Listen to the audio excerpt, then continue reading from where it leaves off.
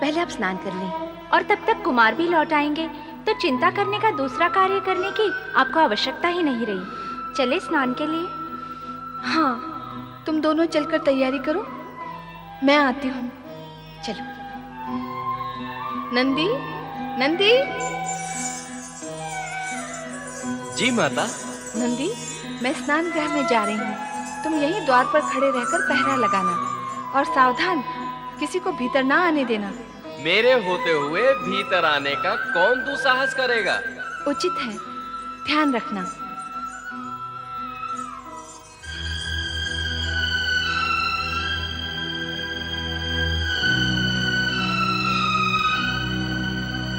क्षमा करें भगवान, भीतर जाना वर्जित है। क्या कहा? मेरा भीतर जाना वर्जित है? तू अपनी सुध बुध और चेतना में तो है, तुझे ध्यान ही नहीं किससे कह रहा और क्या कह रहा है। मैं देवाधिदेव शिव शंकर से कह रहा हूँ, महादेवी के आदेश के वश में होके कह रहा हूँ। उनका आदेश है कि किसी को भी भीतर ना आने दिया जाए। निर्बुद्धि, मेरी गणना तू किसी में करता है?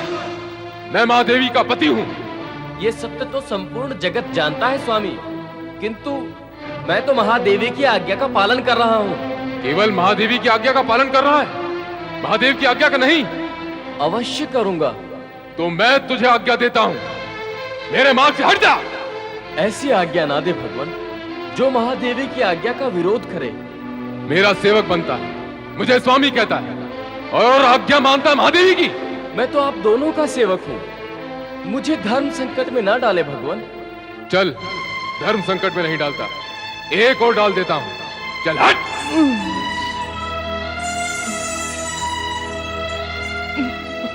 माता पार्वती, क्षमा करना।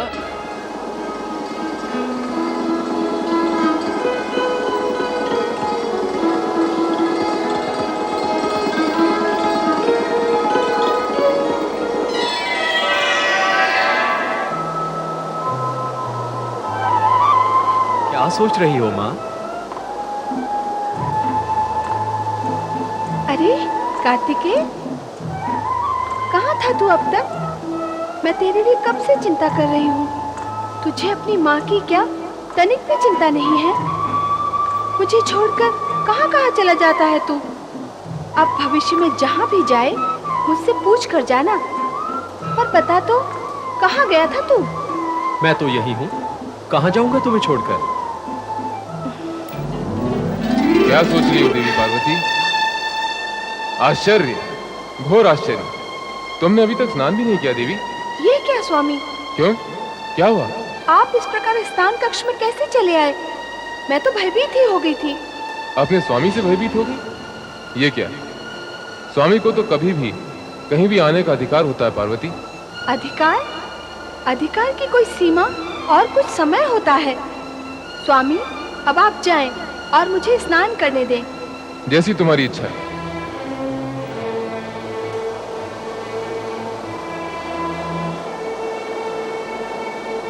नंदी, नंदी।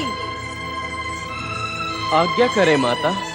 आज्ञा नहीं, प्रश्न करना है। जब तुम जानते थे कि मैं स्नान कर रही हूँ, तो अपने स्वामी को भीतर आने से रोका क्यों नहीं? रोका था माता।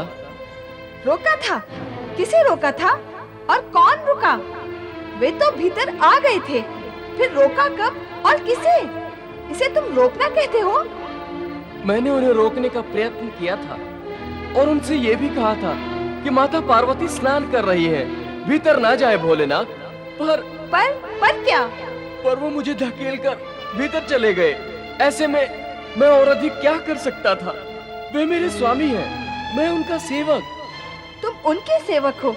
यदि मेरे सेवक होते तो तब भी क्या धक्का मारने से हट जाते और उन्हें भीतर आने का मार्ग दे देते? बोलो, उत्तर दो। कहा तो मैंने भी था कि देवी स्नान कर रही है, पर महादेव ने इस पर ध्यान ही नहीं दिया। भला हम उन्हें कैसे रोक सकते थे? माता, देवाधिदेव को रोकने का साहस कौन कर सकता है? तुम सभी विवश और असहाय हो, तो तुम सब जाओ यहाँ से।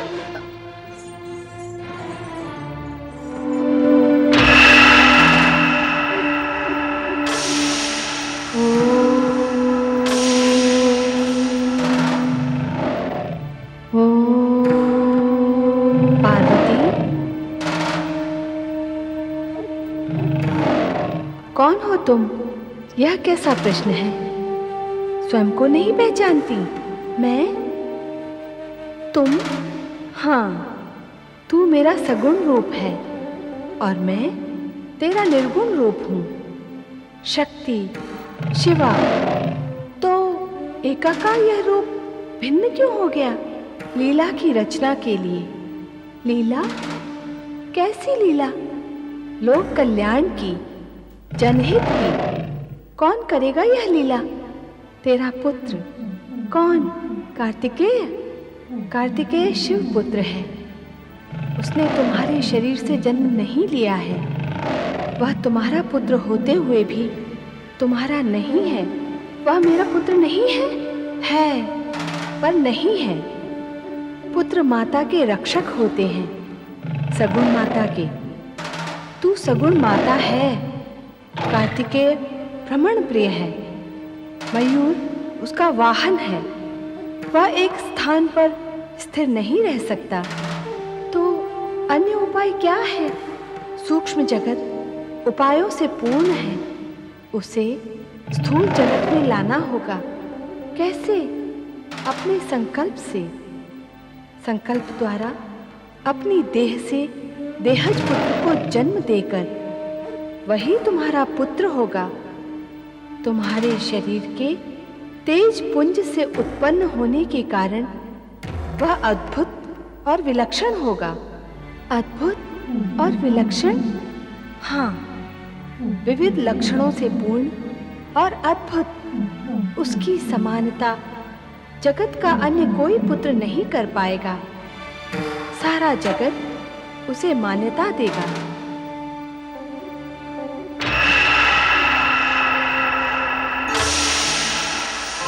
ओ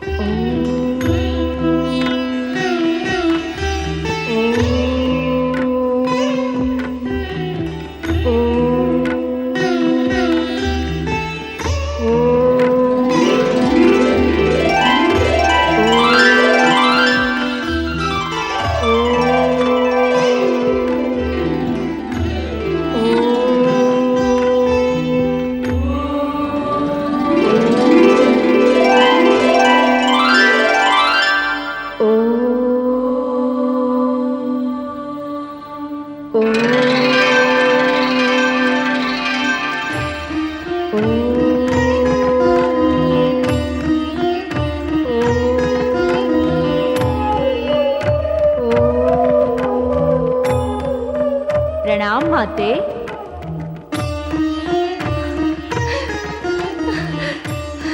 मेरा पुत्र।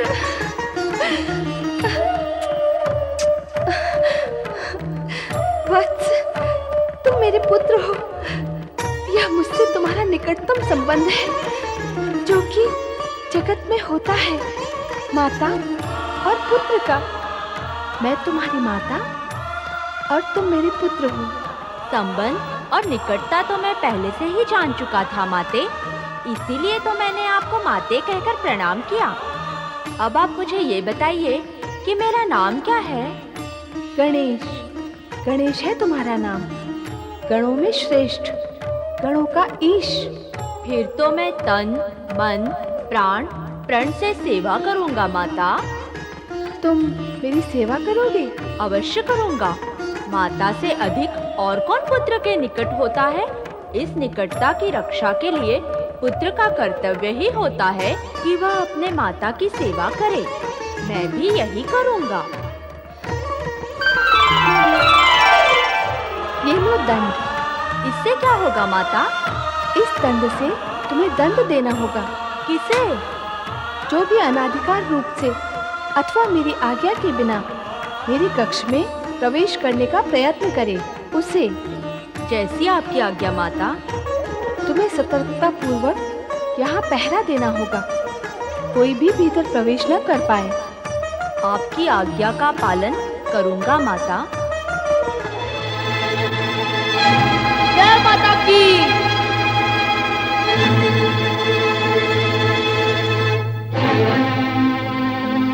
सावधान, अगर अपनी कुशलता चाहते हो तो एक बार आगे न बढ़ाना। हे धृष्ट बालक, मेरा मार्ग अवरुद्ध करने वाला तू कौन है? मेरे स्थान पर खड़े होकर मुझसे प्रश्न करते हो कि मैं कौन हूँ? पहले बताओ कि तुम कौन हो? मैं महादेव हूँ। मुझे भीतर जाना है। आप महादेव हो, आदिदेव हो या परम देव हो अथवा देवों के भी देव हो, इससे मुझे कोई संबंध नहीं। मैं आपको भीतर नहीं जाने दूंगा। क्यों? माता की आज्ञा है। कौन हो तुम और कौन है तुम्हारी माता? जो मेरी माता के विषय में नहीं जानता वो कुछ भी नहीं जानता, और जो कुछ भी नहीं जानता उसे मैं नहीं मानता। अत्यंत प्रिय बालक हो तुम। बालक अवश्य हूँ, पर अपने नियम का कट्टर पालक हूँ, और उनमें से भी नहीं हूँ जो अपनी प्रशंसा सुनकर अनुचित कार्य करने वालों को अनुचित ढंग से मार्ग दे देते हैं। ये तो तुम्हारी कर्तव्य निष्ठा है। अब मुझे भीतर जाने दो। मेरे कर्तव्यनिष्ठ होने और तुम्हारी कर्तव्यनिष्ठा में विश्वास करने से आज्ञा और मर्यादा का उल्लंघन करने का मार्ग तो नहीं खुल जाता, बल्कि मार्ग अधिक कठिन हो जाता है। माता की आज्ञा के बिना कुछ भी संभव नहीं है। नाम तो बताओ अपना और अपनी माता का, जिसकी आज्ञा से तुम यहाँ खड़े हो।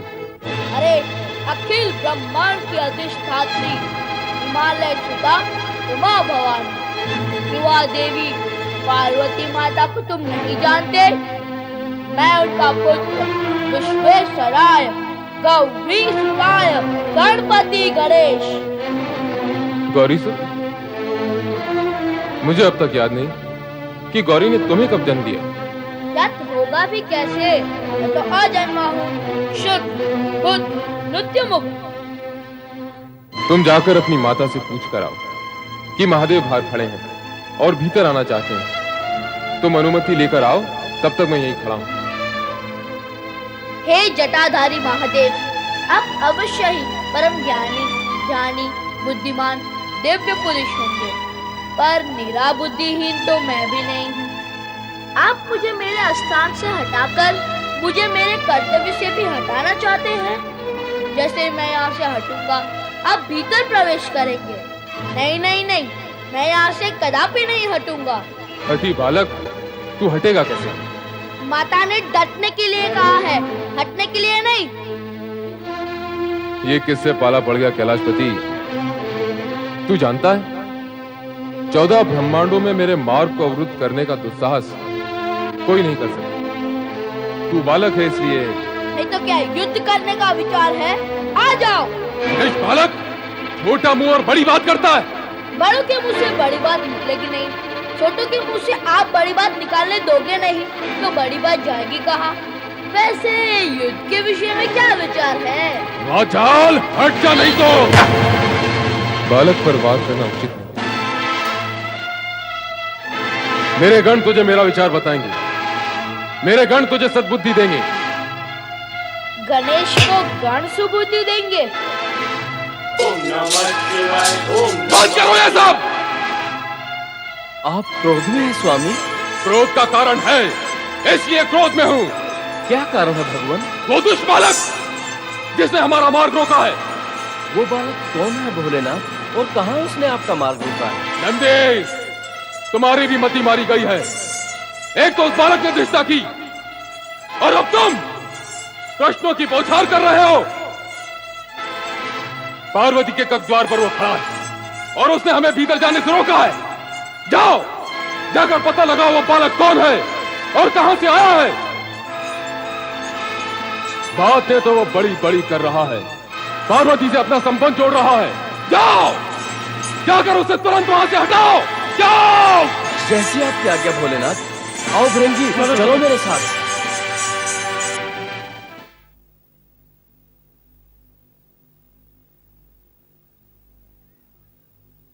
जय माता की।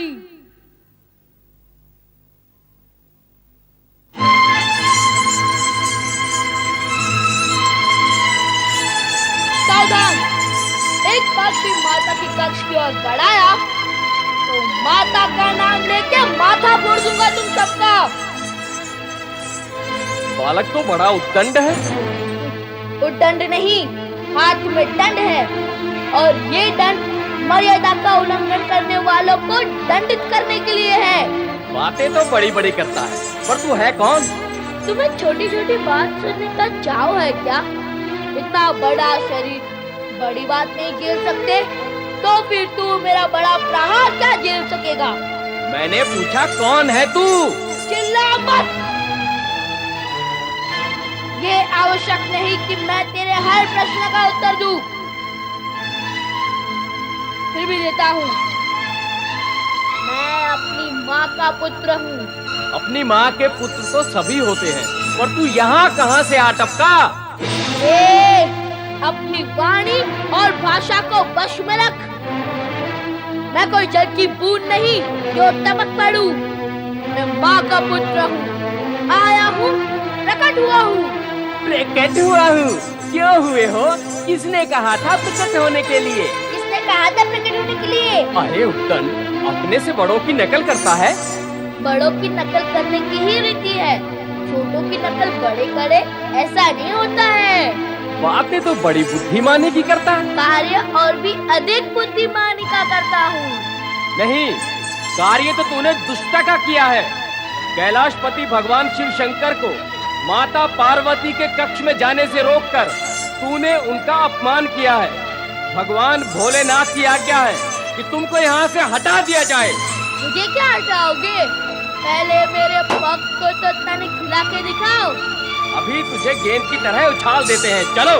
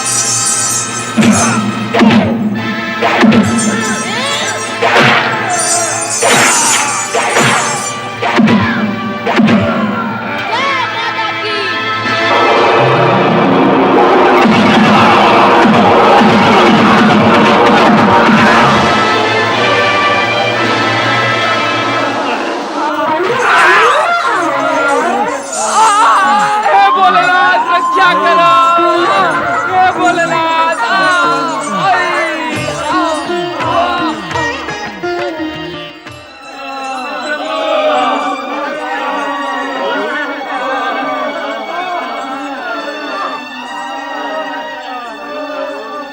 एक बालक के हाथों पिट गए तुम सब। ना जानी चाहिए तुम्हें। स्वामी, वो कोई साधारण बालक नहीं है। तो तुम क्या साधारण गण हो? उसके पास अद्भुत और अलौकिक शक्ति है। तुम्हारी शक्ति कहां गई? जाओ, जाकर तुरंत उसे पार्वती के द्वार से हटाओ। जाओ। भगवान, वो फिर भी ना माना तो देवी पार्वती से कहो उसे वहां से हटाए। जाओ। इस बार तुम निकट आए या कक्ष की ओर बढ़ने का दुस्साहस किया तो मैं तुम सबको उठाकर फेंक दूंगा। देखते हैं कौन किसको फेंकता है। इस बार यदि माता पार्वती की तरफ जाने से तुमने हमें रोका तो हम तुम्हें जीवित नहीं छोड़ेंगे।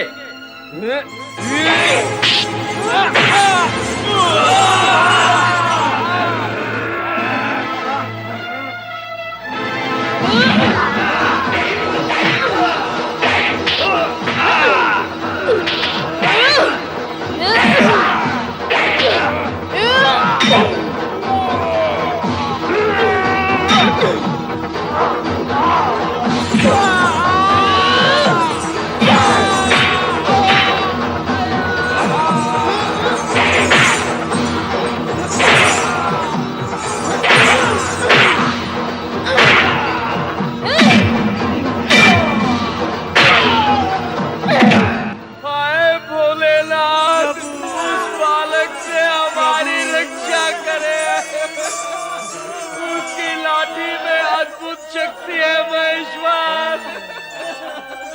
एक बार और उसके सम्मुख गए तो जीवित नहीं लौटेंगे।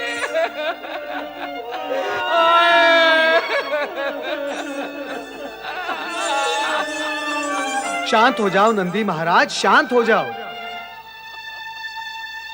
भगवान भोलेनाथ अवश्य कोई उपाय करेंगे। मैं क्या उपाय करूंगा? उस बालक की दुष्टता और धृष्टता पर यदि मेरा क्रोध जाग उठा तो अनर्थ हो जाएगा।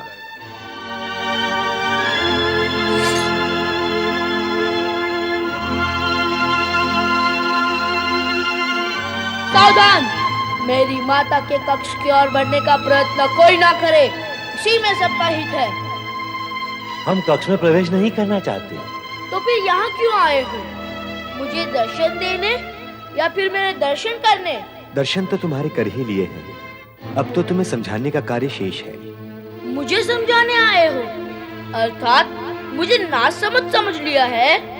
नहीं, ऐसा समझते तो तुम्हारे पास क्यों आते? हम तो तुम्हें यह समझाना चाहते हैं कि क्षमा करे पूज्यगण, समझने की आवश्यकता मुझे नहीं आपको है। उचित यही होगा कि आप यहाँ से लौट जाएं। क्यों लौट जाएं? हम कार्य पूर्ण किए बिना यहाँ से नहीं लौटेंगे। तुम्हें द्वार से हटा कर जाएंगे। देवगण, हटाओ इस बालक को।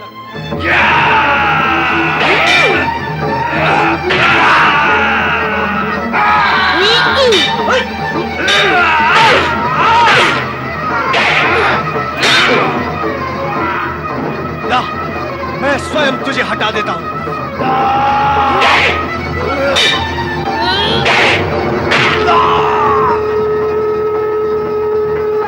मैं सृष्टि का रचनाकार ब्रह्मा हूं। मेरी बात मानकर ये द्वार छोड़ दो, नहीं तो क्या?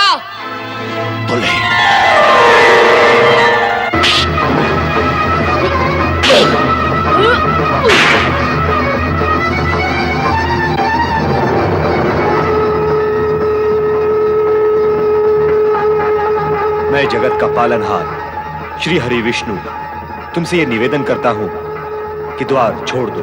मेरी माता की आज्ञा के अनुसार ये संभव नहीं। नहीं।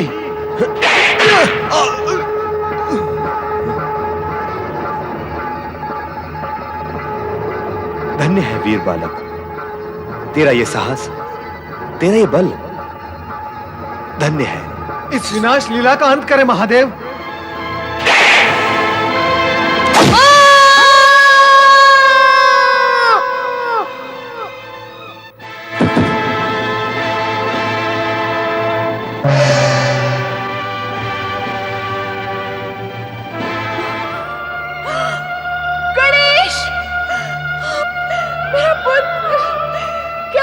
किया तुझे?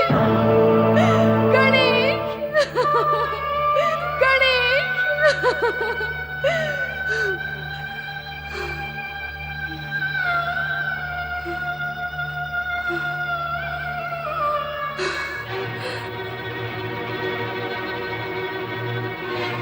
किसने किया ये दुष्कर्म? उत्तर दो। क्या अपराध किया था इस बालक ने? उत्तर दो।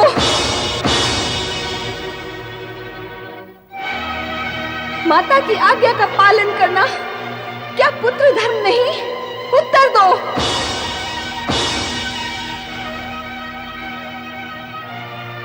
तुम सबका मौन सर्वनाश का सृजक होगा। मैं महाप्रलय मचा दूंगी। मैं अपने पुत्र के विरोधियों का सर्वनाश कर दूंगी। ऐं ह्रीं क्लीं।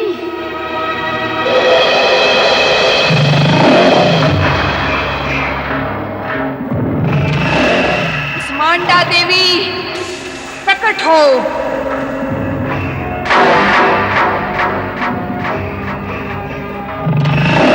महागौरी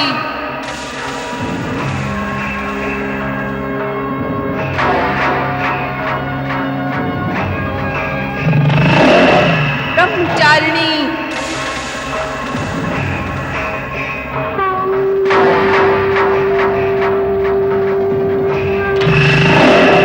सिद्धिदात्री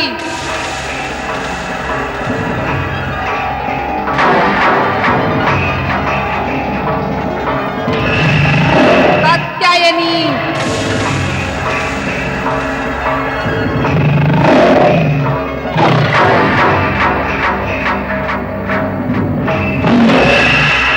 शैलपुत्री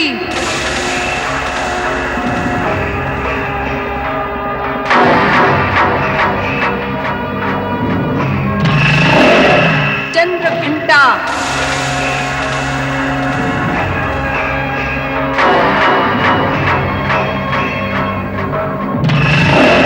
काल रात्रि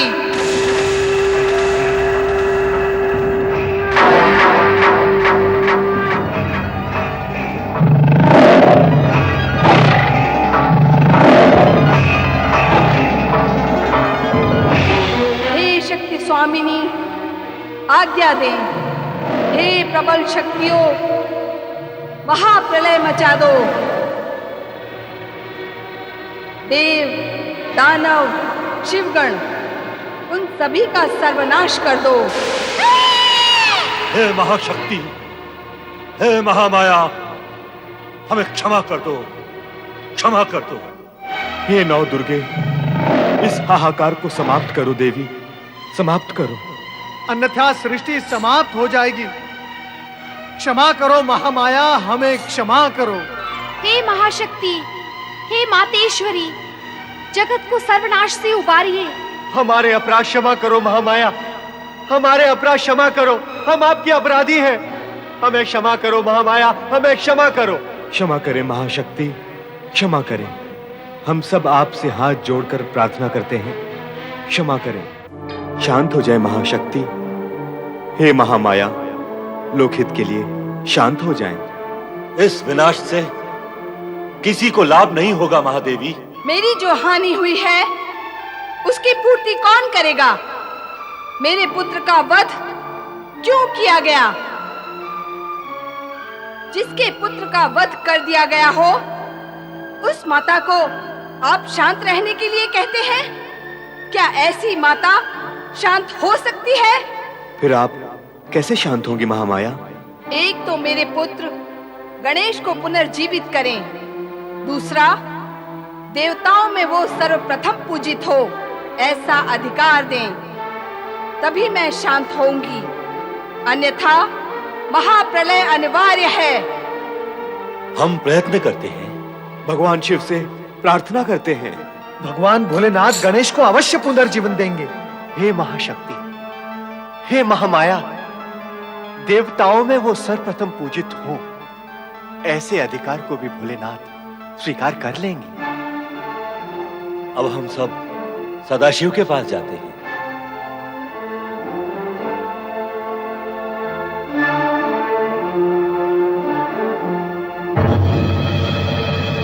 ऐं ह्रीं क्लीं।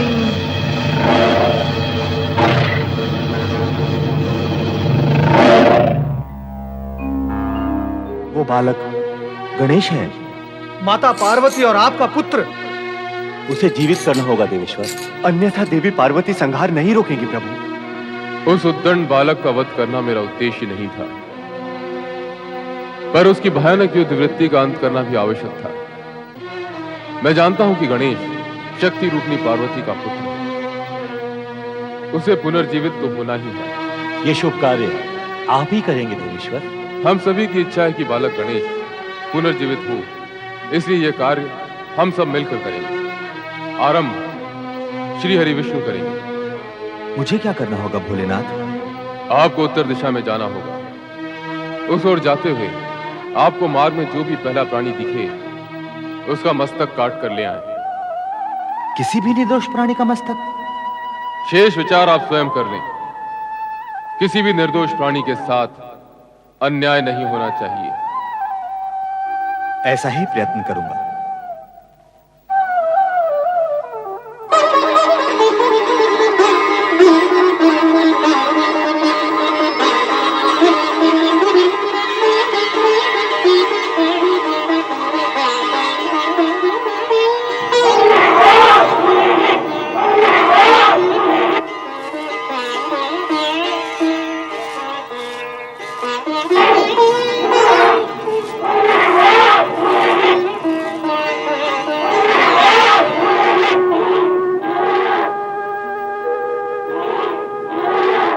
आपको उत्तर दिशा में जाना होगा। उस ओर जाते हुए आपको मार्ग में जो भी पहला प्राणी दिखे उसका मस्तक काट कर ले आए। यही तो है पहला प्राणी, इस निर्दोष का मस्तक।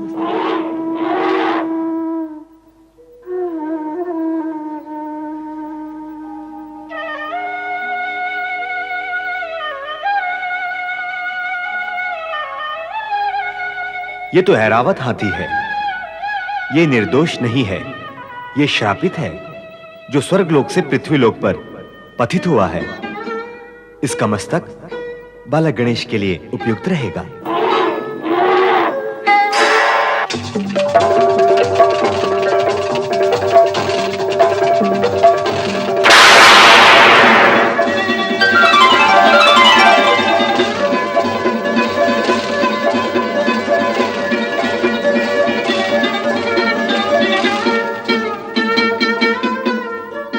श्री हरि विष्णु के चरणों में ऐरावत का कोटि कोटि प्रणाम। आपके हाथों मेरा उद्धार हुआ और मैं श्राप मुक्त हो गया भगवान।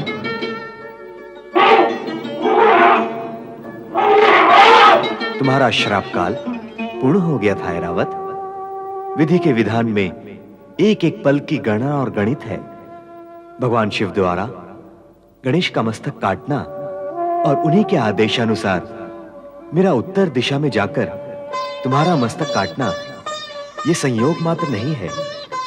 यह सब निश्चित कार्यक्रम, काल गणना और कार्यफल के अनुसार घटित हुआ है। जाओ, स्वर्ग जाओ। आपकी कृपा से मुझे पुनः स्वर्ग में स्थान मिलेगा प्रभु। जाओ, स्वर्ग जाओ। मुझे भी कैलाश पहुंचना है।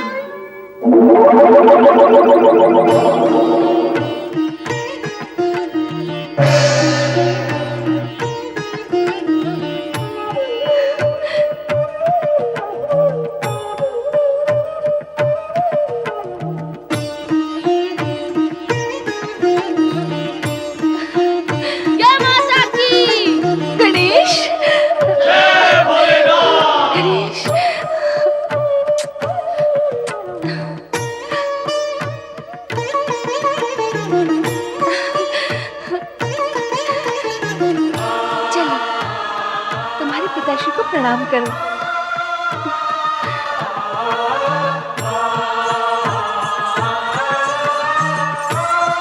प्रणाम पिताश्री। गणेश गजानन हो गए। गणेश गजानन की गणेश गजानन की गणेश गजानन की